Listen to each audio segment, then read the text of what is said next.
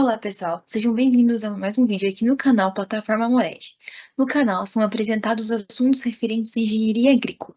Meu nome é Sara Luísa Leitke, eu sou estudante de agronomia, estou cursando a matéria de Fundamentos de Hidrologia da Irrigação e Drenagem e hoje trago para vocês esse vídeo referente aos exemplos de aplicação do potencial total da água no sistema solo, planta e atmosfera. Bom, para a gente começar, o que é o potencial total da água?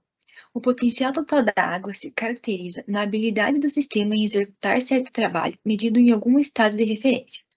O estado de referência, normalmente utilizado, é a água livre. O potencial total é um elemento essencial para o entendimento de processos, como a infiltração e redistribuição de água, e também a condutividade hidráulica e a dinâmica de água e solutos no sistema. O potencial total da água pode ser caracterizado como a soma de várias componentes, sendo elas potencial térmico, potencial de pressão, potencial gravitacional, potencial osmótico e mais o potencial matricial. As componentes do potencial total da água podem ser exemplificadas da seguinte maneira. O potencial térmico é considerado desprezível, pois as variações de temperatura no sistema são mínimas, ocasionando então um sistema isotérmico. O potencial de pressão ocorre toda vez que a pressão que atua sobre a água é maior que a pressão atmosférica atuante sobre a água padrão. O potencial osmótico ocorre devido à água do solo ser uma composição de sais minerais e a água do sistema livre é pura.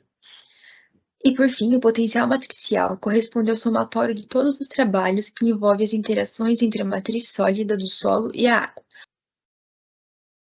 Dessa forma, então, começaremos a ver exemplos de aplicação do potencial total da água no solo. O potencial total da água no solo representa a diferença da energia do sistema entre o estado da água no solo e o estado padrão. A fim de determinar essa diferença, uma unidade de massa de água deve ser levada ao estado padrão para o estado do solo.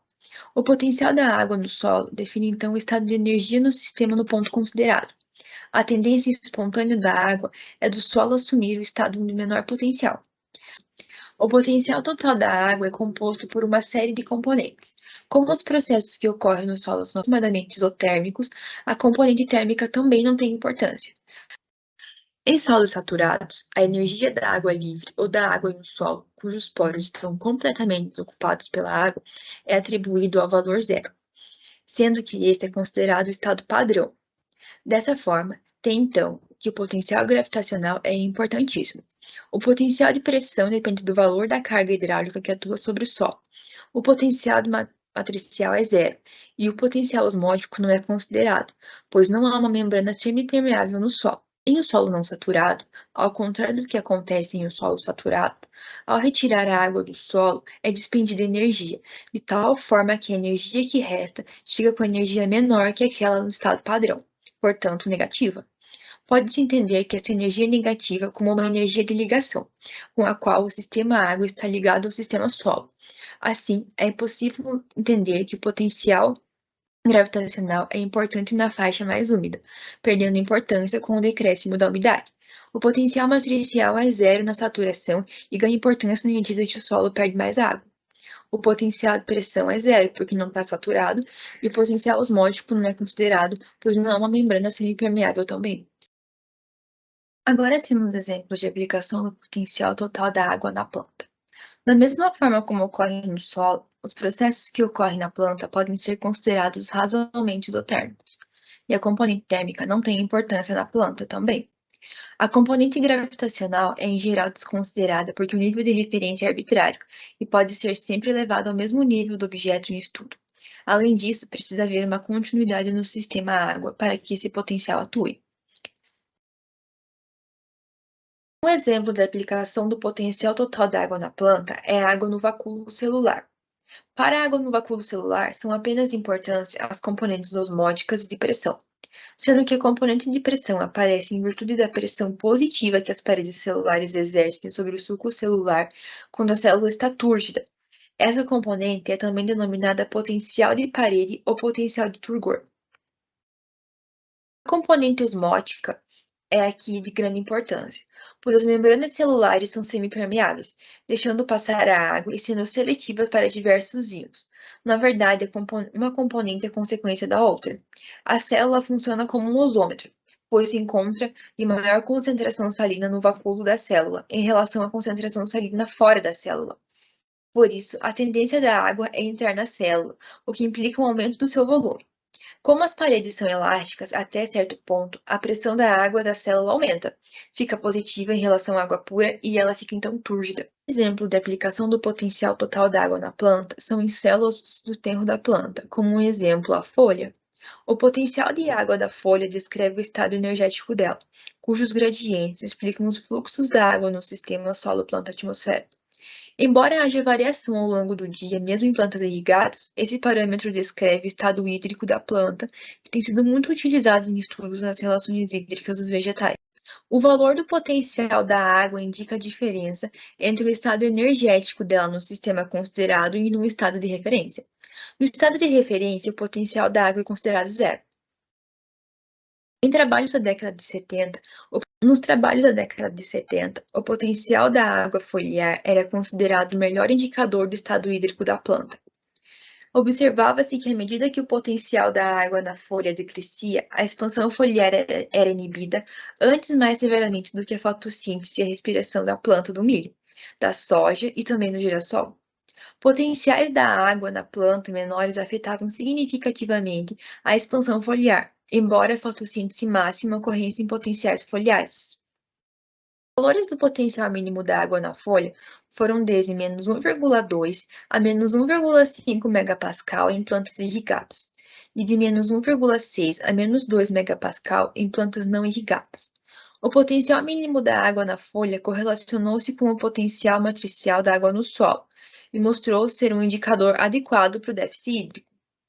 O potencial da água na folha ao entardecer mostrou relação com o potencial mínimo da folha, indicando assim que pode ser utilizado como indicador de déficit hídrico. O potencial foliar de base apresentou diferenças evidentes entre os tratamentos extremos, mas não teve relação consistente com o potencial mínimo da água na folha.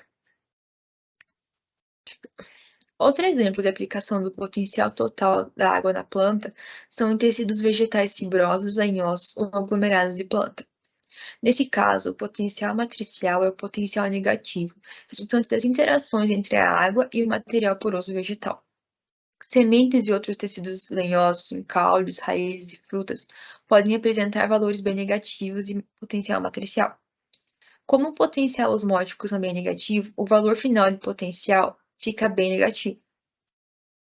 Por isso, sementes são ávidas por água e absorvem com rapidez, muitas vezes dobrando seu volume.